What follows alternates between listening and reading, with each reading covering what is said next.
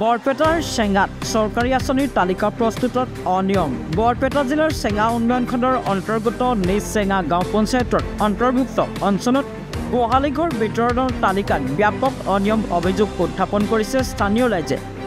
প্ৰকৃত গোপালকৰ গোহালিঘৰ দিয়াৰ বিপৰীতে যাৰ ঘৰত এটাও গৰু ছাগলী অথবা গাহৰি নাই সেইসকলক চৰকাৰৰ পৰা আৱৰ্তন হোৱা গোহালিঘৰ যোগান ধৰাৰ অভিযোগ নিজ চেঙা গাঁও পঞ্চায়তৰ সচিব দীনেশ দাসৰ বিৰুদ্ধে। এজন পঞ্চায়তৰ সচিব দীনেশ দাসে ধনৰ লেনদেন কৰি প্ৰকৃত হিতাধিকাৰীক বঞ্চিত কৰি অহাৰ অভিযোগ।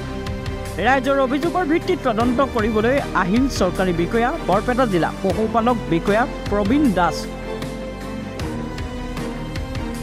চেঙাৰ পৰা চৈৰিল বৰুৱাৰ report, Assam north east news live 24x7।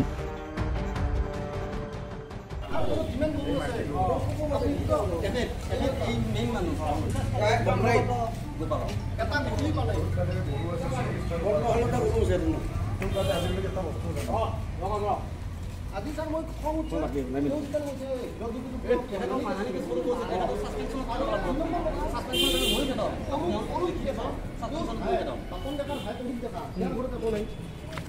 Bapan ডেকাৰ ঘৈণীয়েক হল মঞ্জু ডেকা, তেওঁৰ ঘৰত একো নাই, শনিধৰ বাহাদুৰ ঘৰত একো নাই,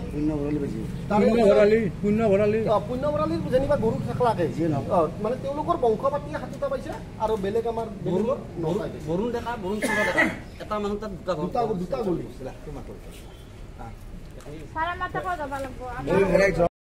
নমস্কাৰ, মোৰ নাম শ্ৰী হীৰকজ্যোতি দেৱ। মই বৰপেটা জিলাৰ চেঙাগাঁৱত ঘৰ।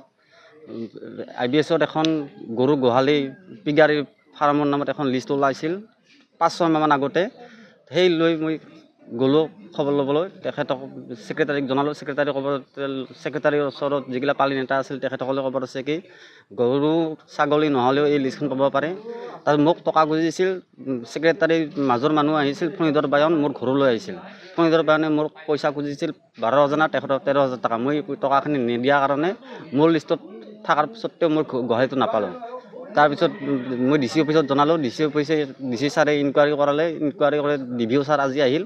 DVO ছাৰ অহাৰ লগে লগে পঞ্চায়ত ছেক্ৰেটাৰীক মোৰ ওপৰত মানহানি কেছ কৰোঁ বুলি কৈ তেখেতে পলাই গুচি গ'ল।